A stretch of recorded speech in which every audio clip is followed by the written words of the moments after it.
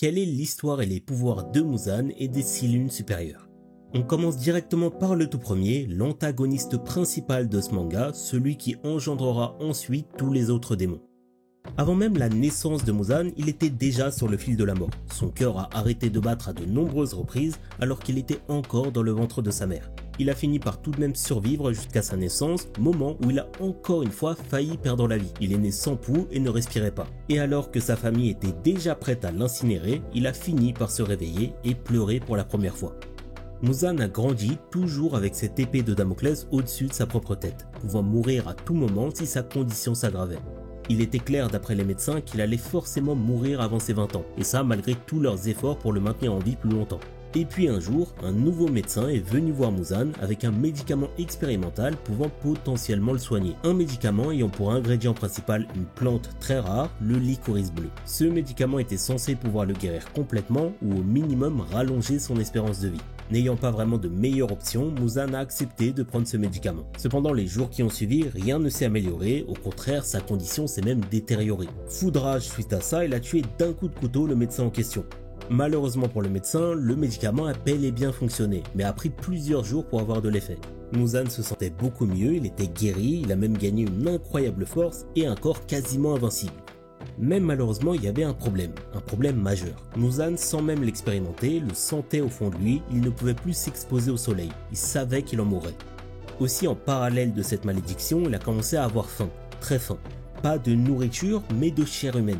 Et pour pallier à ce problème, il n'a pas hésité à commencer à manger des êtres humains. Déjà à cette époque, Muzan était devenu un monstre sans pitié. Les circonstances de sa naissance ont fait de lui un être cruel et sans empathie. Il aurait pu s'arrêter là et continuer à vivre de nuit en mangeant régulièrement des humains pour apaiser sa faim, mais c'était pas suffisant pour Muzan. Pour lui, qui était devenu un être supérieur, devoir se cacher durant la journée était une humiliation. Il voulait un corps capable de résister au soleil, avec ça il deviendrait selon lui un être parfait. C'est devenu sa priorité numéro 1, il a commencé par analyser le médicament du médecin, mais en vain. Il a donc commencé à chercher partout ce fameux licorice bleu qui lui a donné l'immortalité, en espérant qu'il pourrait aussi régler son problème de soleil. Il a parcouru tout le Japon à la recherche de cette fleur, mais sans jamais la trouver. C'est une fleur extrêmement rare et seul le docteur savait où elle se trouvait.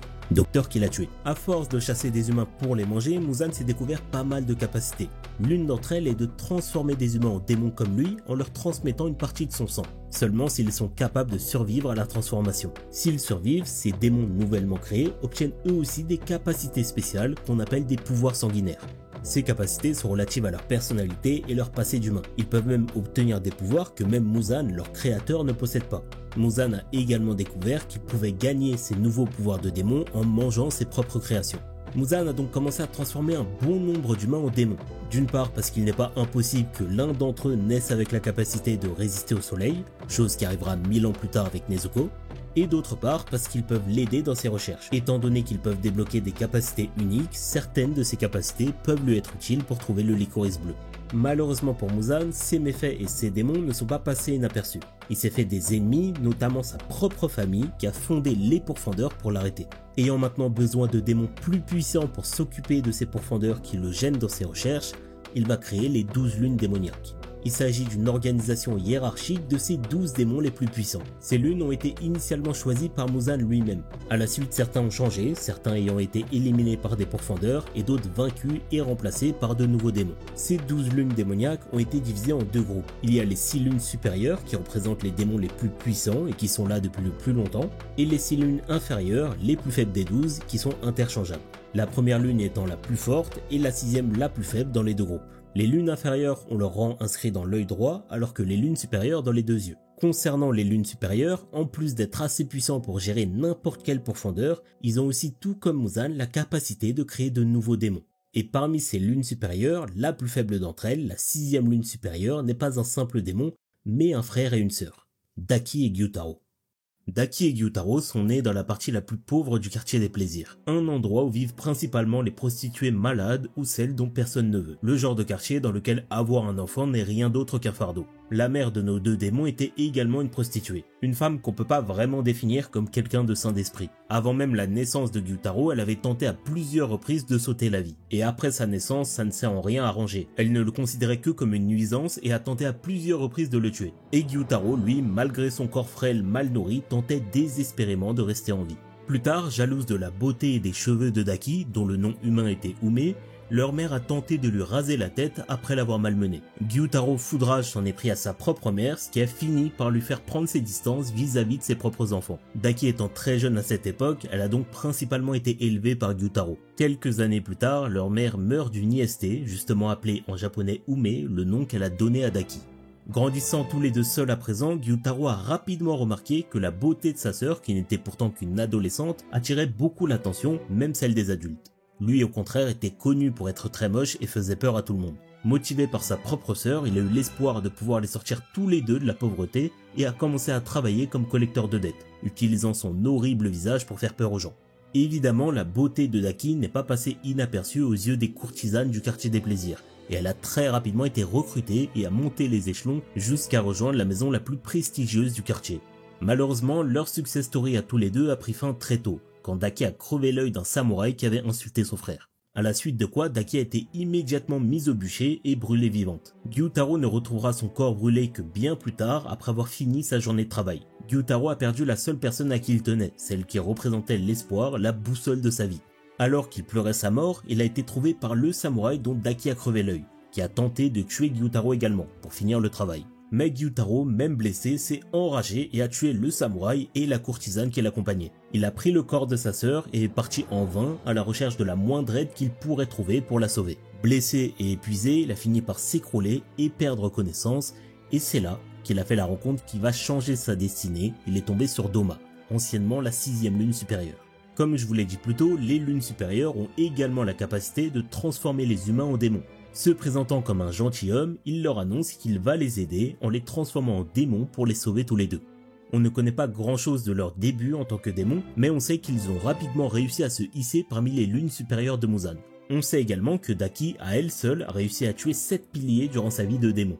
En tant que démon, de jour, Daki a continué à travailler dans le quartier des plaisirs comme Oiran, la plus haute classe de courtisane dans une maison. Elle était surtout connue dans le quartier pour sa beauté, mais aussi sa cruauté, surtout avec les autres courtisanes.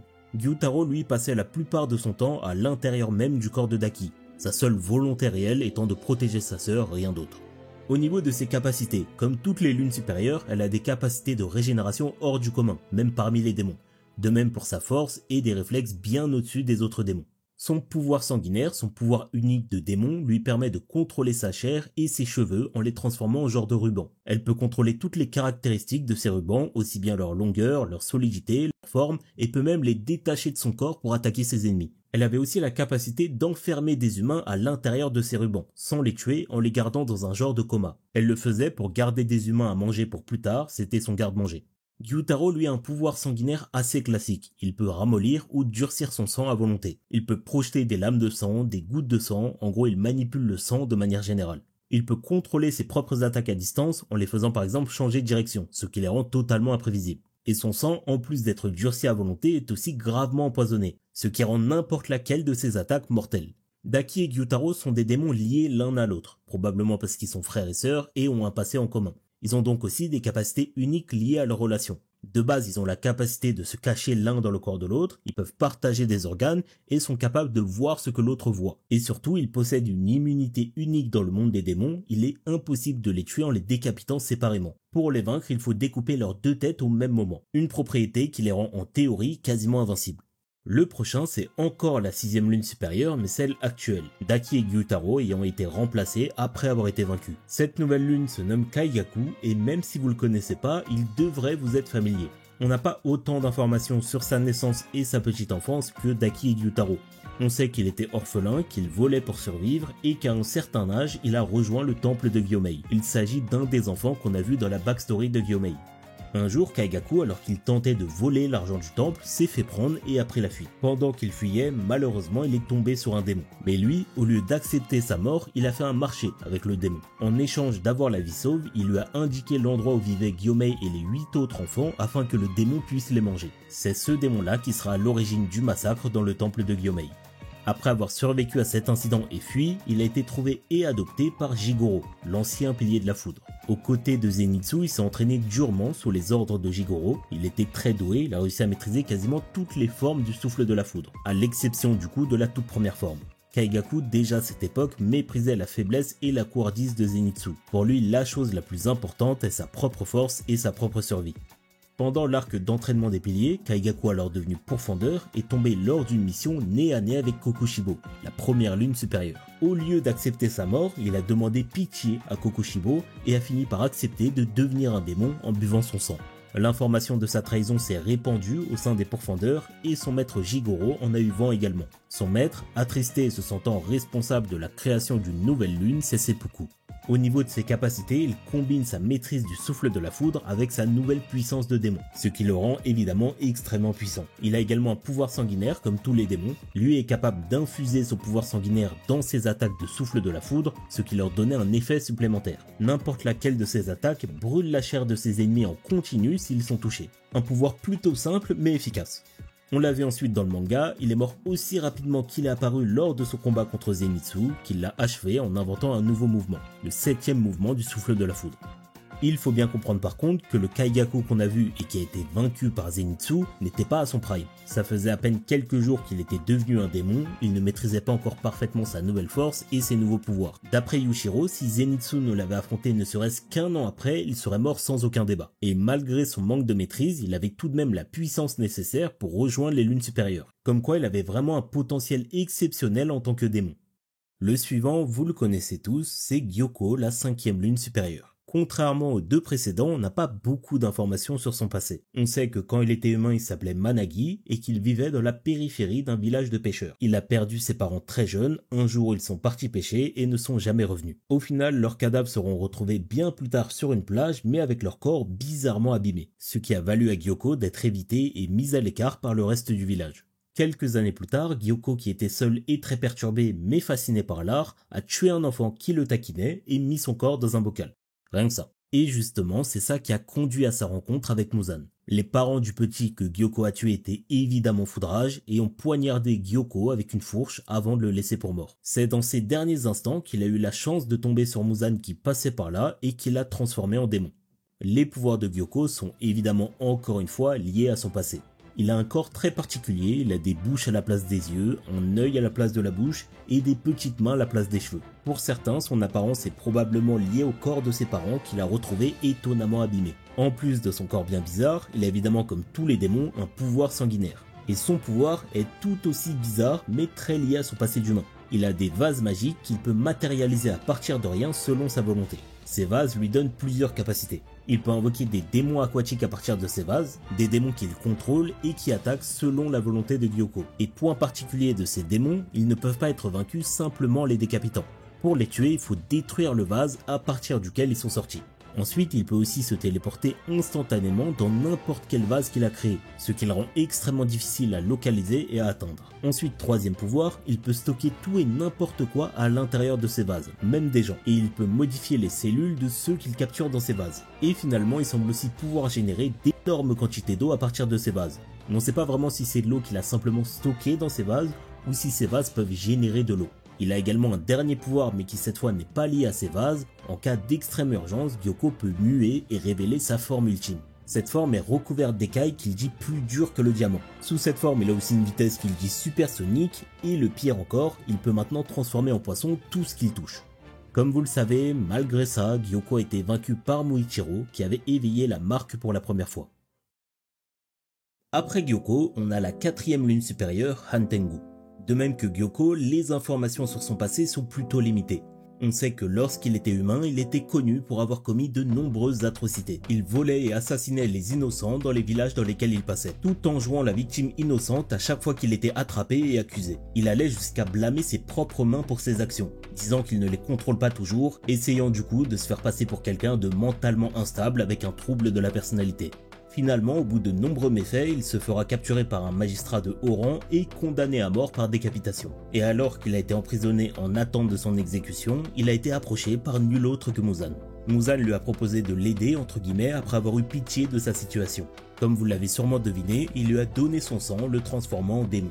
Une fois ses nouveaux pouvoirs obtenus, il s'est facilement échappé de sa cellule et la première chose qu'il allait faire est d'aller tuer le magistrat qui l'avait condamné. Malgré son comportement exécrable, il était plutôt apprécié par Muzan. C'était l'un des démons les plus utiles pour l'aider dans ses recherches. Il avait évidemment lui aussi un pouvoir sanguinaire lié à son passé. Lui qui se faisait passer pour quelqu'un qui avait des troubles de la personnalité a gagné la capacité de se dédoubler en plusieurs versions de lui-même. Des doubles qui sont les manifestations de ses différentes émotions. Chacun d'eux ont leur propre apparence, leur propre personnalité et leur pouvoir, ce qui fait Dan Tengu un démon redoutable.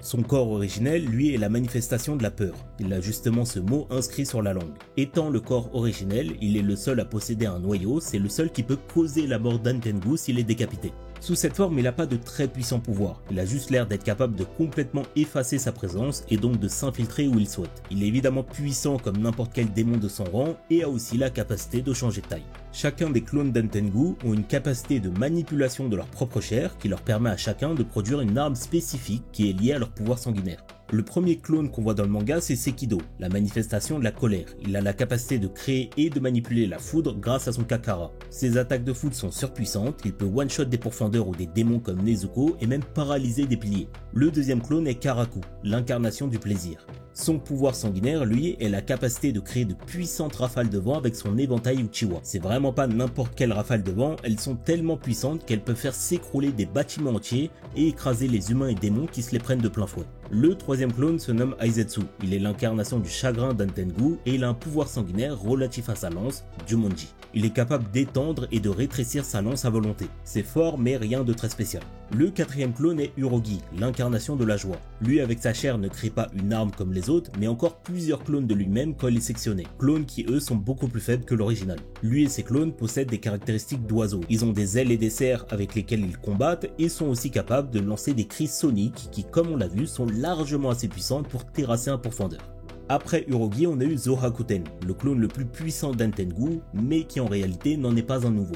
Il est issu de l'absorption de Karaku, Aizetsu et Urogi par Sekido. Lui est l'incarnation de la haine d'Dan Tengu. Il a plusieurs capacités surpuissantes, il peut manipuler le bois et même créer des dragons de bois qu'il contrôle grâce à ses tambours. Il peut aussi utiliser les pouvoirs des différents clones absorbés. À travers la tête de ces dragons, il peut cracher la foudre de Sekido, les cris soniques d'Urogi, les rafales de vent de Karaku, et même faire des attaques de poussée semblables aux attaques de lance d'Aizetsu. Mais Zohakuten, en contrepartie de sa puissance, a un petit point faible. Plus il utilise sa puissance, plus le vrai corps d'Dan Tengu s'affaiblit. Même s'il est le plus puissant, il n'est pas le dernier clone d'Dan Tengu. Le dernier, c'est Urami, la personnification de la rancœur d'Dan Tengu et qui ressemble exactement au corps d'origine d'Dan Tengu. Urami a la capacité de changer sa propre taille comme il le souhaite, il peut devenir minuscule comme très grand.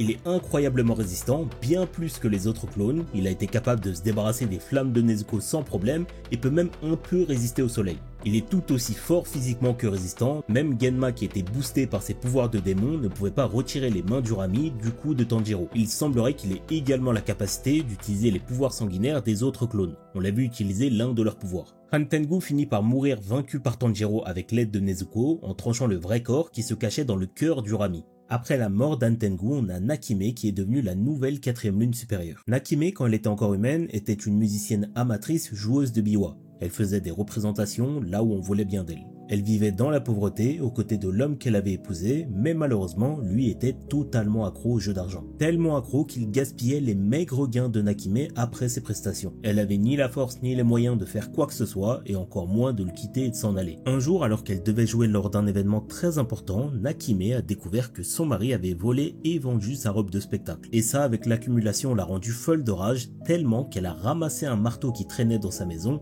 et a tué son mari sur le coup. Malgré ça, dans la même soirée, toujours sous le choc d'avoir tué son propre mari, elle s'est tout de même rendue à sa prestation. Son apparence laissait à désirer, ses clients étaient initialement mécontents, mais malgré ça, elle s'est mise à jouer, et de par l'adrénaline qu'elle avait en elle après avoir tué son mari, elle s'est mise à jouer de son biwa comme jamais auparavant. Ses clients étaient tellement satisfaits de sa prestation qu'ils l'ont couvert d'argent. Depuis cet incident, réjoui d'avoir pu aussi bien jouer et gagner une somme d'argent considérable, ses représentations se sont multipliées. Mais afin de s'assurer qu'elle jouera aussi bien que la dernière fois, À chaque fois qu'elle devait monter sur scène, elle tue un homme innocent afin de gagner l'adrénaline nécessaire pour bien jouer. Et aussi étrange que ça puisse paraître, ça a fonctionné à chaque fois. Elle a continué pendant une longue période jusqu'à ce qu'elle tente de tuer la mauvaise personne. Dans une ruelle, voulant tuer un innocent comme à son habitude, elle a pris pour cible un homme élégant qui marchait assurément et sans crainte à l'abri des regards. Cet homme, c'était Muzan. Étonnamment, malgré le fait que Nakime a essayé de le tuer, Muzan n'a pas essayé de se venger. Impressionné par ses capacités de filature et de recherche, il a décidé de faire d'elle l'une de ses démons. Depuis, elle a développé ses pouvoirs et gravi les échelons jusqu'à devenir aujourd'hui la nouvelle 4e lune supérieure. Son pouvoir sanguinaire lui permet de créer un espace clos infini qu'elle peut contrôler à volonté grâce à son biwa, ce qu'on appelle le château ou la forteresse de l'infini. Un espace un peu bizarre, un genre de dimension parallèle dont elle peut ouvrir des portes n'importe où dans le monde. Elle peut faire tomber des gens dedans tout comme elle peut les faire sortir de force. Dans cet espace, elle contrôle tout. Elle peut en changer la disposition, créer de nouvelles pièces, en fermer d'autres. Le défaut évidemment, c'est qu'elle doit rester immobile pour contrôler sa forteresse. En plus de cette forteresse, elle peut aussi créer et détacher des yeux de son corps, sous forme d'un genre d'insectes qui peuvent se déplacer où elle le souhaite. C'est grâce à ça d'ailleurs que Muzan a pu localiser le manoir des Ubuyashiki. Elle n'a pas vraiment de capacité de combat, mais ayant reçu une grande quantité du sang de Muzan, évidemment elle a une énorme force et résistance. On l'a vu, Mitsuri et Obanai n'étaient pas capables de lui faire la moindre égratignure. Malgré ça, Yushiro a réussi à prendre le contrôle de son esprit et même tromper Muzan en lui envoyant de fausses informations. Muzan finira donc par tuer lui-même Nakime pour empêcher Yushiro de contrôler le château à sa guise.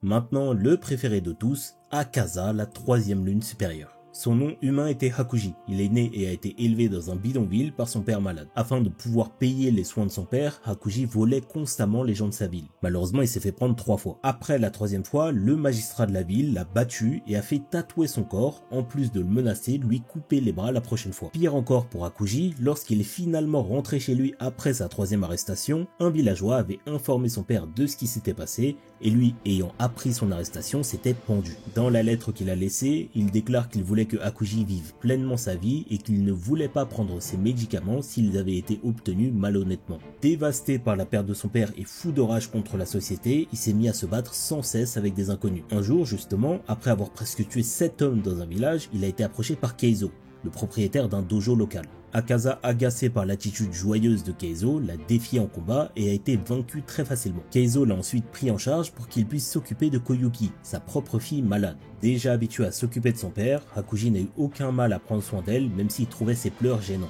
2 ans après cet événement, la santé de Koyuki s'est assez améliorée pour qu'elle soit capable de se lever et même d'effectuer quelques tâches dans le dojo. Hakuji s'est entraîné tout ce temps en tant qu'élève de Keizo, et le dojo autrefois abandonné s'est petit à petit développé. Keizo, fier de la personne qui est devenue Hakuji, lui proposa à sa grande surprise de reprendre le dojo et de prendre Koyuki comme épouse. Alors qu'il était parti sur la tombe de son père pour l'informer de son mariage, il se rendit compte à son retour que quelque chose n'allait pas. Le dojo voisin avait empoisonné le puits où buvaient Koyuki et son père. Les deux sont morts peu après avoir bu cette eau pendant l'absence d'Hakuji. Enragé encore une fois, Hakuji se rendit dans l'enceinte du dojo voisin et tua les 67 membres du dojo à main nue. Il les massacra à un tel point qu'aucun des corps n'était reconnaissable. Et c'est cet incident qui attira l'attention de Muzan, qui à l'origine pensait que c'était l'œuvre d'un de ses démons. C'est là qu'il décida de faire d'Hakuji l'un de ses démons et même l'une de ses 12 lunes démoniaques. Hakuji, n'ayant plus rien à protéger et ayant perdu la volonté de vivre, accepta et devint Akaza. Contrairement aux démons précédents, on en sait un peu plus sur la vie de démon d'Akaza. On sait qu'une fois devenu un démon, il a totalement perdu ses souvenirs de l'époque où il était encore humain. Il n'a gardé qu'une chose, son désir de devenir toujours plus fort.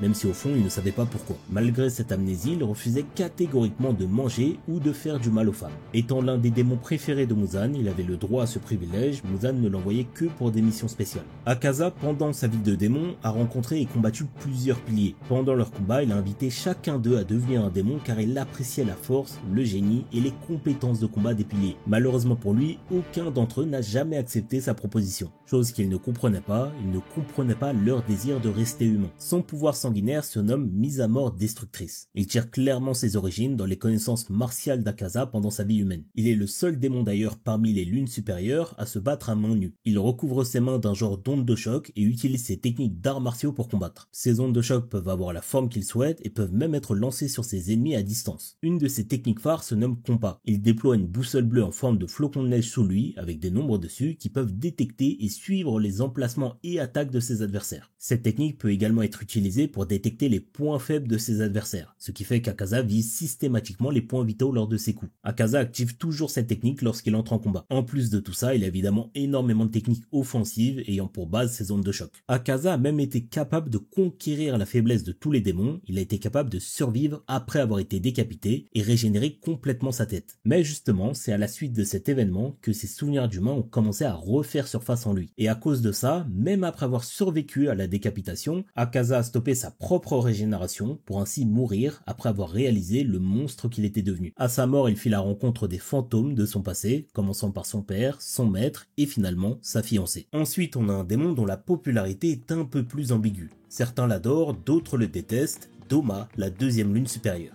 Dès sa naissance, en raison de ses yeux arc-en-ciel et de ses cheveux argentés, Doma est considéré comme un être surnaturel. Il est rapidement devenu le chef d'un culte religieux, le culte de la foi paradisiaque. Culte qui existe encore quand Doma est un démon. Depuis sa toute petite enfance, chacun des adeptes de son culte venait le voir lui pour lui raconter leur malheur, dans l'espoir qu'il pourrait leur accorder le paradis. Et ça rendait Doma très triste. Non pas par compassion envers ses adeptes et leur histoire, mais parce qu'il était triste qu'il soit aussi stupide et délusionnel. Il était triste qu'il croie au paradis qui pour lui n'est qu'un conte de fées issu de l'imagination des humains. Malgré ça, il a tout de même maintenu son rôle de leader de culte et joué le jeu tout en méprisant ses adeptes et leurs croyances. Son père était un pervers qui s'en prenait sans cesse aux autres femmes adeptes du culte. Sa mère, agacée, a alors fini par le poignarder à mort. Et pour finir, elle s'est ôté elle-même la vie avec du poison. Devant cette scène horrible, la seule chose qui préoccupait Doma, c'était la propreté de la pièce qui était maintenant recouverte de sang. Déjà à cette époque, c'était un être qui ne montrait aucune empathie et un sens perturbé de moralité. Bien plus tard, à ses 20 ans, il rencontra Muzan dans des circonstances qui nous sont inconnues et il fut changé en démon. Il continua tout de même à être leader de son culte en tant que démon, il l'utilisait un peu comme garde-manger. Sa personnalité n'a pas vraiment changé, il était toujours le même monstre froid et sans émotion, mais maintenant avec un corps tout puissant et une envie insatiable de manger des humains. Très rapidement, il a obtenu le titre de deuxième lune supérieure, probablement en battant l'ancien tenant du titre. D'ailleurs, contrairement à ce que beaucoup de gens pensent, il est très peu probable que ce soit en battant Akaza, probablement juste un démon dont on n'a jamais entendu parler. On sait juste qu'il a dépassé Akaza en rang malgré le fait qu'il est devenu un démon bien plus tard que lui. La raison est assez simple, Akaza lui ne mange pas de femmes qui sont bien plus nutritives que les hommes pour les démons, et Doma au contraire ne se nourrit exclusivement que de femmes et en énorme quantité. Dans sa vie de lune supérieure, comme on l'avait dit plus tôt dans la vidéo, on sait qu'en se baladant dans le quartier des plaisirs, il fit la rencontre de Daki et Gyutaro. Les deux étaient au bord de la mort et c'est lui qui les a transformés en démons. À cette époque-là, on peut voir via ses yeux qu'il n'était que 6ème lune supérieure. Dans sa vie de démon, il a également accueilli au sein de son culte la mère d'Inosuke, Kotora. Étant donné qu'elle était de bonne compagnie, alors qu'il avait initialement prévu de la manger, il a décidé de la laisser vivre à ses côtés. Peu de temps après, elle a évidemment fini par découvrir le secret de Doma et a décidé de fuir le temple avec son bébé. Alors que Doma la pourchassait, elle a jeté Inosuke d'une falaise, le faisant tomber dans une rivière pour lui laisser une chance de survivre avant qu'elle ne soit tuée et mangée par Doma. C'est de cette façon qu'Inosuke a fini par être élevé par un sanglier. Encore des années plus tard, Doma a combattu l'ancien pilier de la fleur Kocho, la grande sœur des Shinobu, le pilier des insectes. Doma l'a blessée mortellement mais a été obligé de fuir sans la manger à cause du lever du soleil. Évidemment, cet événement a éveillé et fait grandir une rancœur au sein de Shinobu, qui pendant des années s'est préparée pour son combat contre Doma. Sachant qu'elle n'avait aucune chance en combat singulier, elle a empoisonné son propre corps, étant certaine que Doma finirait par l'absorber. C'est ainsi qu'elle a permis à Kanao et Inosuke de vaincre Doma. Au niveau de ses pouvoirs, son pouvoir sanguinaire se nomme Karyocinèse, un pouvoir lié à son cœur froid. Il lui permet de générer et de manipuler sa glace à partir de sa chair et de son sang. Ces nuages de glace sont capables de geler n'importe qui en un instant juste en rentrant en contact avec. Il peut également générer sa glace à distance et lui donner la forme qu'il souhaite, que ce soit des fleurs, des pics ou même une statue de Bouddha. En plus de tout ça, il est également capable de créer une poudre de glace spéciale qui aspire le sang des humains et détruit leurs cellules. Une fois inhalée, elle détruit lentement les poumons de ses adversaires, ce qui en plus d'être mortel est extrêmement efficace contre les pourfendeurs, qui eux se battent avec leur souffle. Il combat avec deux éventails avec lesquels il génère et canalise ses attaques. Avec, il est également très performant au corps à corps. Doma était vraiment surpuissant et probablement le démon avec le plus grand potentiel qu'on a vu dans le manga, étant devenu aussi puissant dans un laps de temps très court. En tant que démon, il est bien plus jeune qu'Akaza ou Kokushibo. En parlant de Kokushibo, on arrive donc finalement au plus puissant des démons, la première lune supérieure. Kokushibo est le frère jumeau du pourfendeur le plus fort de l'histoire. Yoroichi. Lui se nommait Michiakatsu Tsukiguni. Avoir des jumeaux était plutôt un fardeau à cette époque dans leur famille parce que ça allait forcément causer des problèmes au niveau de la succession. Yoroichi est né avec une marque assez bizarre au niveau de son visage, un genre de cicatrice. Le père a donc décidé qu'ils allaient le tuer pour régler tous les soucis. Heureusement pour Yoroichi, sa mère avait tout entendu et malgré le fait qu'elle venait juste de donner naissance à des jumeaux, s'est relevée enragée, prête à se battre pour son fils. Au lieu de tuer Yoroichi, il a donc été convenu qu'il allait être envoyé dans un temple quand il atteindra l'âge de 10 ans, afin qu'il devienne un prêtre, évitant de cette façon tout problème de succession. Kokushibo étant le successeur attitré et Yoroichi juste un enfant non souhaité et prêt à être abandonné à ses 10 ans, leur enfance a été très différente. Kokushibo avait une meilleure chambre, une meilleure éducation, de meilleurs vêtements et même de meilleurs repas. Malgré ça, évidemment en tant que frère, les deux s'aimaient. Kokushibo faisait de son mieux pour prendre soin de son frère et jouer avec lui. Malheureusement son père lui interdisait et il a donc finalement arrêté de le voir. Avant d'arrêter de le voir, afin que son frère ne s'ennuie pas, il lui a tout de même donné une flûte. Un jour quand les deux avaient 7 ans, alors que Kokushibo s'entraînait au sabre dans le jardin, son frère se tenait derrière lui à l'observer et lui demanda si son rêve était de devenir un samouraï. C'était la première fois qu'il entendait Yoroichi parler. Il était surpris d'apprendre qu'il n'était pas muet et encore plus surpris d'apprendre qu'il était capable de parler normalement. Yoroichi a ensuite déclaré à son frère qu'il avait également l'intention de devenir un samouraï. Depuis, il passait son temps à observer son frère s'entraîner. Jusqu'à ce qu'un jour, l'un des samouraïs de leur demeure qui enseignait à Kokushibo lui prêta un sabre de bois juste pour s'amuser. À la surprise de tous, alors que c'était la toute première fois qu'il tenait une arme entre les mains, Yoroichi est un génie du combat et a même battu le professeur de son frère sans difficulté. Cet événement a évidemment choqué Kokushibo et ce sera le début de son envie envers Yoroichi. Kokushibo, malgré des années d'entraînement, n'avait encore jamais réussi à mettre un unique coup à son professeur. À la suite de cet incident, il a cherché à comprendre le secret de la force de Yoroichi. Malheureusement pour lui, Yoroichi a déclaré qu'il ne voulait plus être un samouraï, qu'il ne voulait plus jamais blesser quelqu'un. Les seules indications que Yoroichi a données à son frère est de prendre un grand souffle avant de frapper, de faire attention à son positionnement, de faire attention à la contraction de ses muscles et à son flux sanguin. Un mix entre des conseils banals et des choses incompréhensibles. Des choses qui sont en réalité la base du combat par le souffle. Kokushibo, qui avait accepté le fait que la force vient en échange de lourds efforts, fut frustré d'avancer à la vitesse d'une tortue comparé au prodige qu'était son frère. Il avait maintenant peur que son père apprenne le talent de Yoroichi et allait échanger leurs deux positions, faisant de Kokushibo un paria et de son frère le nouvel héritier. Quelque temps après, Yoroichi s'approcha de la chambre de son frère en pleine nuit, il lui annonça que leur mère était décédée et que lui allait donc quitter leur maison pour le temple dès aujourd'hui, alors qu'il avait encore seulement 7 ans. Kokushibo n'a rien osé dire et l'a seulement regardé s'en aller. Après son départ, il fit un tour dans la chambre de sa mère et a découvert la cause du départ précipité de Yoroichi. Lui qui pensait qu'il avait été envoyé au temple de manière anticipée parce que sa mère était décédée, a découvert que cette décision en fait venait de Yoroichi lui-même. Yoroichi avait réalisé qu'il allait prendre la place de son frère en tant qu'héritier et a donc décidé de quitter la maison avant que la décision soit prise. Il ne voulait pas empiéter sur le rêve de son frère et a donc décidé de quitter le domicile familial 3 ans en avance. Kokushibo s'est senti inutile comme fils, c'est là que son corps tout entier a été consumé par la jalousie. 10 ans plus tard, on retrouve Kokushibo qui vit une vie paisible avec une femme et un enfant. Kokushibo appréciait cette vie mais il la trouvait également ennuyante. Il était devenu un samouraï et un jour, alors qu'un démon attaqua son campement et annihila son escouade, il fit la rencontre de son sauveur, Yoroichi. Kokushibo était une nouvelle fois témoin de la force de Yoroichi, même s'il ne savait même pas comment il a maîtrisé la voie du sabre. Envieux de sa force, il a décidé d'abandonner sa femme et son enfant afin de suivre la voie de pourfendeur de démons comme Yoroichi. Avant même l'arrivée de son frère, Yoroichi enseignait le maniement du sabre et l'utilisation du souffle à n'importe qui. Malgré ça, personne ne se rapprochait ne serait-ce qu'un peu de son niveau. Il créa lui-même les dérivés de son souffle du soleil pour qu'elles soient adaptées aux talents et capacités de chacun. Peu de temps après son arrivée, Kokushibo manifesta lui aussi la marque des pourfendeurs semblable à celle de Yoroichi. Malheureusement, celui-ci ne parvient pas non plus à maîtriser le souffle du soleil. Il s'est contenté d'un souffle dérivé qu'il a baptisé le souffle de la lune.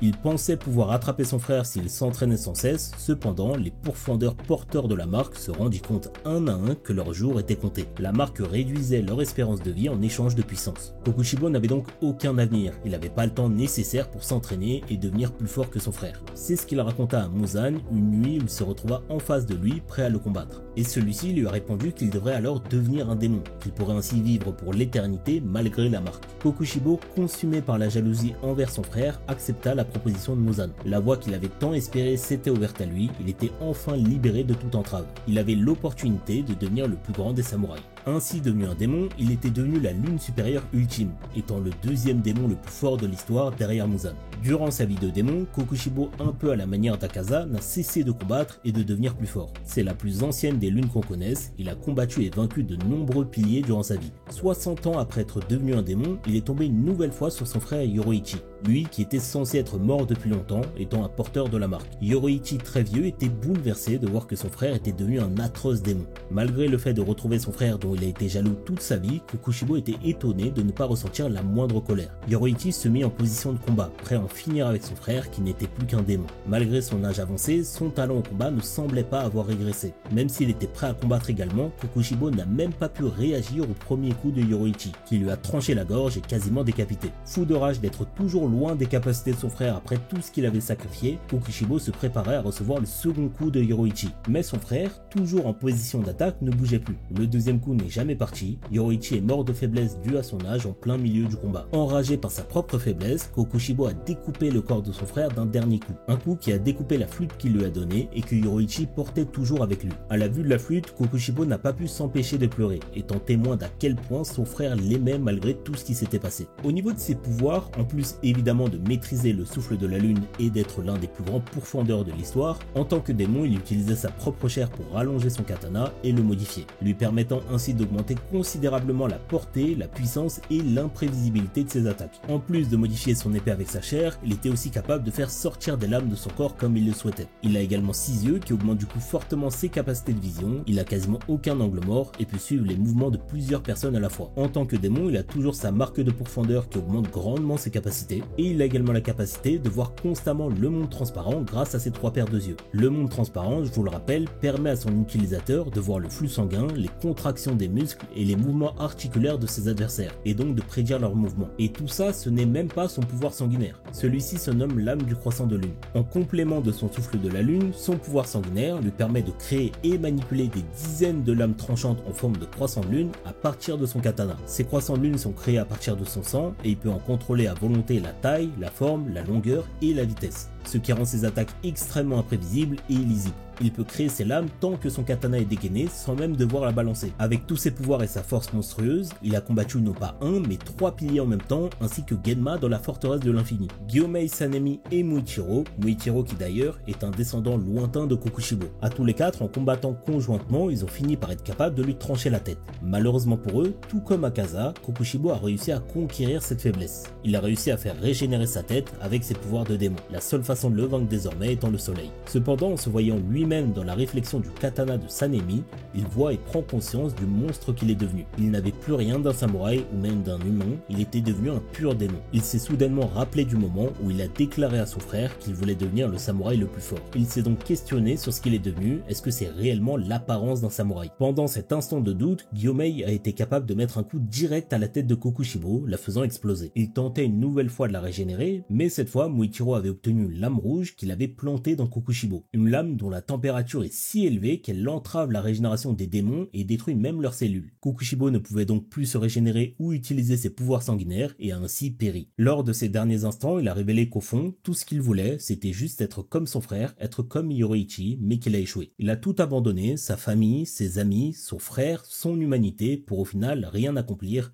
rien obtenir. Il a trahi son propre rêve, trahi le code des samouraïs. C'est tout ce qu'il y avait à savoir sur Muzan et les lunes supérieures. J'espère que ça vous a plu et si vous êtes encore là, n'hésitez pas à mettre un like, vous abonner et me dire dans les commentaires qui est votre démon préféré.